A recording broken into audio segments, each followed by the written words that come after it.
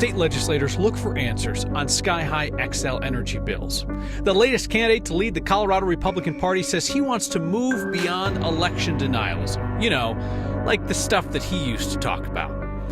Lisa Calderon says her fellow frontrunners in the race for Denver mayor are beholden to the same developers and power brokers that are in charge now. It's different faces, but it's the same political machine. And an hour-long commute to school offers a lot of time to think about why his much longer journey, the one to get to the U.S., was so worth it. All tonight on Next. It's a decision to determine the direction of a party. Colorado's Republican leaders pick a new party chairperson in less than a week, and a new candidate has entered the race at the last moment. Like all 6 of the other candidates to lead the state GOP, Kevin McCartney has suggested the 2020 election was rigged. But the former head of the Mesa County GOP, the dude in the America flag jacket there, says that Republicans need to be talking less about election fraud these days. He now tells our partners at Colorado Politics that there's no question that Joe Biden won in 2020. Somebody needs to tell 2021 Kevin McCartney, who called the election stolen and accused Democratic Secretary of State Jenna Griswold of covering up election fraud. McCartney's referred to President Biden as the communist in chief. And he's falsely claimed that Biden was sending teams door to door to forcibly inject Americans with the COVID vaccine. Should be quite the leadership election for Colorado Republicans coming up on Saturday.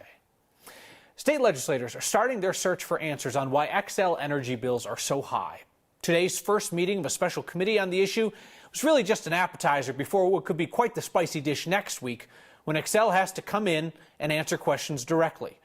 Our Marshall Zellinger's at the Capitol, and Marshall, seems like legislators are just kind of getting up to speed with what you've taught all of us about this issue over the last month. This would have been a lot easier if the lawmakers had just watched the 17 stories we covered. Instead, it was just kind of a primer on the state regulators and the people who defend us in front of those state regulators. This meeting today was the first of that committee, that Rising Utility Rates Committee. The first people to speak were from the Public Utilities Commission, the PUC that regulates on behalf of the state. And one of the questions that was asked is something that several of you have emailed me about. Why can't companies like Xcel buy gas and store it when it's cheaper and then not have to buy it when it gets more expensive? Is there something that the PUC needs to be able to allow utilities to essentially contract for more gas when it's at a low price? Gas is somewhat storable, unlike electricity, which is very hard to store, but we don't have huge storage reserves in the state of Colorado. Some utilities have more than others, but there's a limit to the amount that a company can purchase and put in storage. So while gas prices are very low right now, there isn't enough storage to sort of put it in the ground now and wait and use it until next winter. There's not physically that much storage. The Office of Utility Advocate went second. They're the public defender for us in front of the PUC. And there was a lot of discussion about what I covered in Story 8, that $2 million in outside legal fees for Xcel that got passed on to the customers of Xcel. The conversation was about why is that allowed, and what was discovered by the lawmakers, had they watched the story earlier, they would have learned this, about all the things that Xcel customers pay that essentially fund all of the operations from state regulators to Xcel lawyers. Ratepayers pay for the fixed utility fund, so this is the operations of our office as well as the Public Utilities Commission. They pay for the company's in-house counsel, they pay for the company's in-house employees, they pay for the company's outside counsel, they pay for the company's outside experts. Since our coverage at the end of January, the Office of Utility Advocate said there have been more than 600 complaints to their office. A lot of the complaints are about things we've talked about: rising winter gas bills, the solar interconnections and the lack of people who have solar panels on their home getting connected to the grid, and even trouble talking to customer service with some of these utility companies. Kyle, it's next week's meeting that I'm most interested in. Of course, it's the day of our mayoral debate, so I'm going to have to be quick in and out, but it's when Xcel and other utility companies have to testify in front of the lawmakers. Marshall Zellinger bravely fighting through technical difficulties by reporting live tonight from a 2004 flip phone. Marshall, thank you. Our conversation tonight is with a candidate for Denver mayor who's convinced that the city is ready for a progressive leader. Lisa Calderon's a criminal justice professor and longtime social justice activist who says that other leading candidates in the race just represent the status quo. Calderon says one way that she would make change is by decentralizing power that's currently held by the mayor alone. A lot of the candidates who are considered top tier are backed by the same political infrastructure as before. So transforming is really about sharing power with the city council and with neighborhoods. If you're elected mayor, what would change with the developers, the law firms, the lobbyists who have had significant influence for administration after administration? I would not be meeting with lobbyists, at least for the first 6 months. I know, having worked in city government, that is true.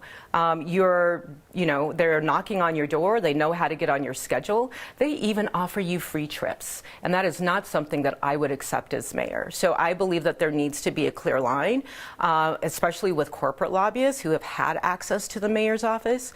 I want to set a different tone, and so I would start with the workers and residents. When you talk about taking power out of the office of mayor and giving more power to community groups, does that necessitate that Calderon administration would be less predictable? Because we're not just relying on your promises. No, you're saying, we'll let these folks decide this, and these folks decide this, and these folks decide this. People are voting for somebody without knowing necessarily what the outcomes or the goals are going to be. You know, I have a lot of faith and trust in Denver voters. I have been a organizer since I was a kid. And I know that people, again, understand the solutions for their communities. But it also needs to be highly coordinated. And so I would want people in my administration who know how to work in community, who aren't intimidated, afraid, or feel like that they have to wrangle people into what the city wants to do. Calderon stands apart from most of the others in the race for Denver mayor because she says that Denver's homeless sweeps are a failure and she would stop them. She instead would direct teams to make individualized assessments about what each person living on the streets needs in order to get into stable housing and stay there. In a moment, our conversation continues with what Calderon sees when she looks at cities like San Francisco and Portland and Seattle. Calderon was one of the leaders in our recent poll of the Denver mayor's race, if you can really honestly call anybody a front runner. Here we are a week before ballots go out, and undecided is running away with it. Calderon was polling at 5% along with a couple of others. 58% of likely Denver voters still undecided in our Survey USA poll that we commissioned along with Colorado Politics, the Denver Gazette, and MSU Denver. Robert Preuss, political science chair at MSU Denver, says he's not surprised that there's no clear front runner, especially because there are 17 candidates, no incumbent. Preuss says that groups of voters that are statistically less likely to vote also tend to be the ones most likely to be undecided. So our poll shows that 65% of unaffiliated voters are undecided, and we know that they're traditionally less likely to vote than party-registered voters.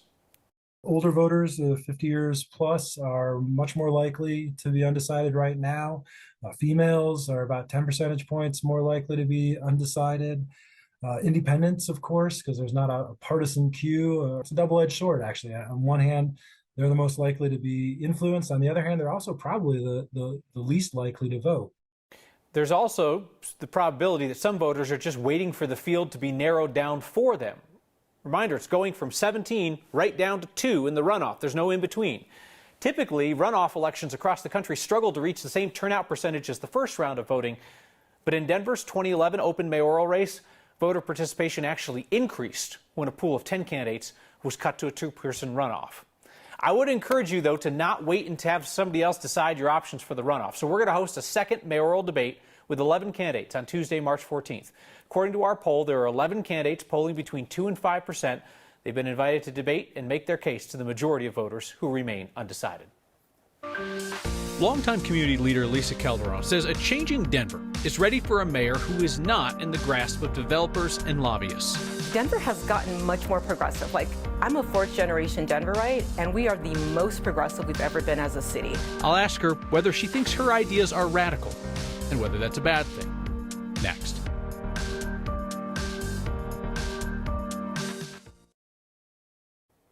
Lisa Calderon has people on both ends of the political spectrum talking these days. Candidate for Denver mayor has some progressives excited about her plans for structural change to the city, not just tinkering around the edges. Conservatives are talking about Calderon as a potential nightmare who turned Denver into the next San Francisco. So I asked her about that. Do you think that your ideas are radical? Do you embrace that term? Do you think that term is pejorative? What do you think about that word? I think some people would say radical is pejorative.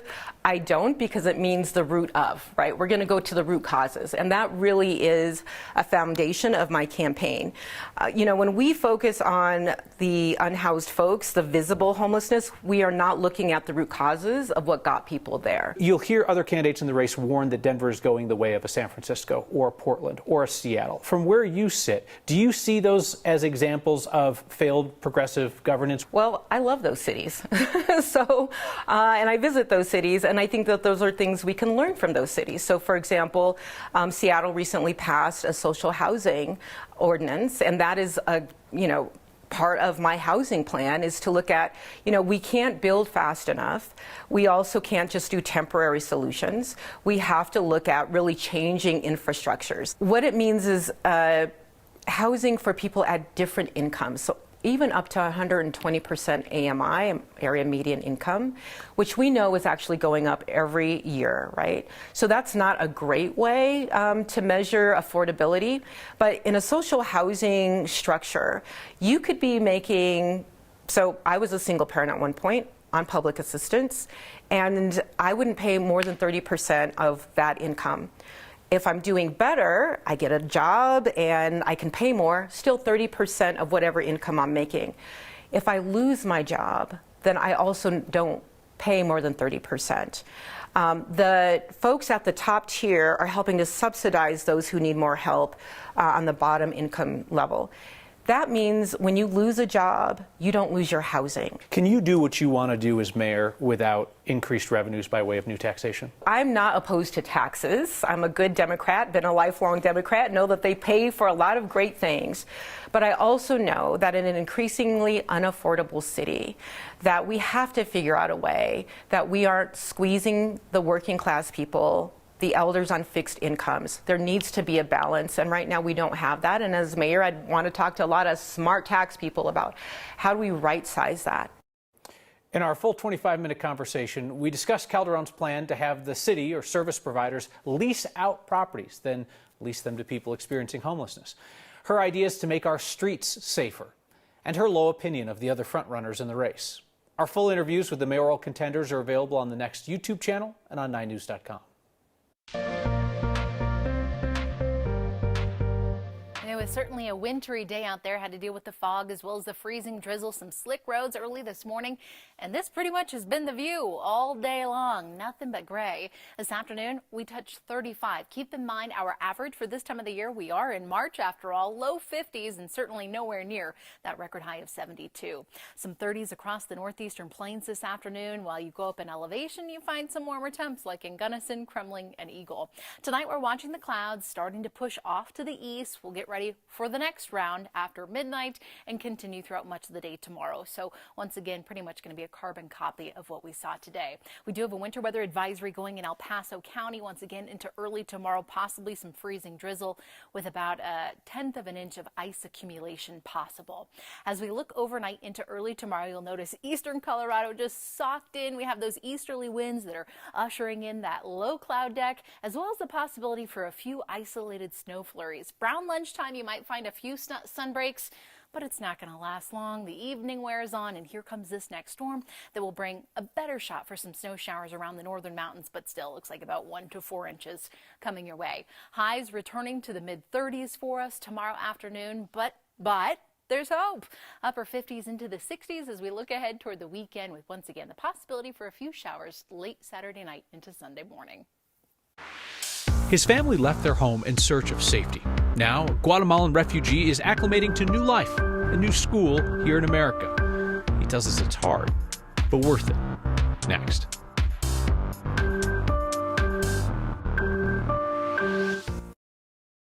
A couple weeks back, we introduced you to a group of grandmothers helping a refugee family adjust to life here. The bus and train system was particularly confusing. But after living here for almost a year, it appears they've got it down. Our Katie Eastman tagged along with a 16-year-old. To make it to school on time, Maiko Cal Osario gets an early start. It's just after 6:30, and Maiko's parents are already gone. They left for work at the airport at 4 a.m.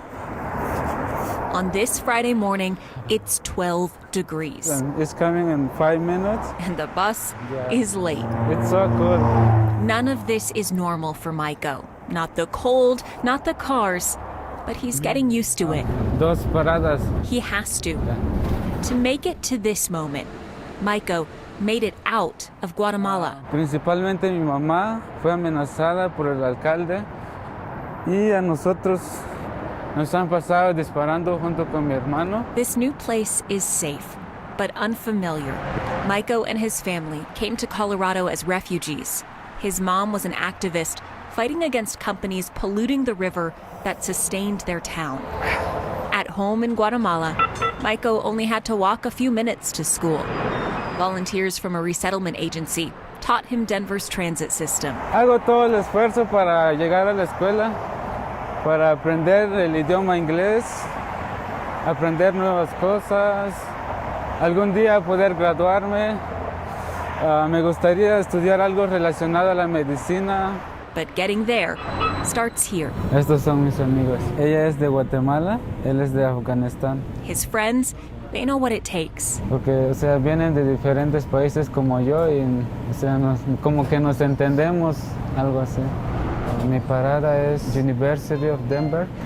A 15-minute walk is all that's left before Maiko gets to South High School. To 18th in California. Sí, casi llegamos a la escuela. Math is his first class. Mi clase favorita es matemática. His favorite because it's the same in all languages. Each morning brings Maiko closer to making it in the United States. Today, Maiko made it to school. Katie Eastman reporting. We'll talk about commitment. It takes Maiko about an hour to commute to South High. He's in that school's newcomer program, which is specifically designed for students who are new to the U.S. and aren't fluent in English. Your feedback tonight on how we have messed up our mayoral poll and how I have messed up every jacket I wear on air. Whole lot of messing up going on next. Jim thinks that we messed up our mayoral poll. He says, ask the question, if the primary election for Denver mayor were held today and you had to make a choice, for who would you vote? So, Jim, that is pretty much exactly how Survey USA asked the question. And then 58% said undecided.